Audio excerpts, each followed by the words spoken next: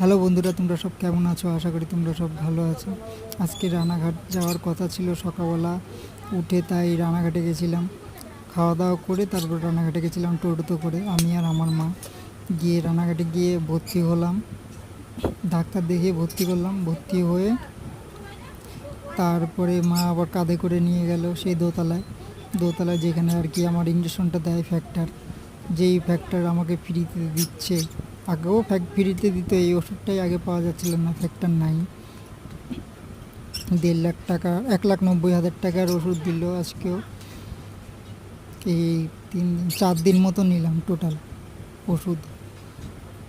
এইটা যদি সবসময় পেতাম তাহলে হয়তো আমি হাঁটাচলা করতে পারতাম। এই ঘাতিটা ঢুকে গেছে দেখে আর হাঁটাচলা করতে পারছি না।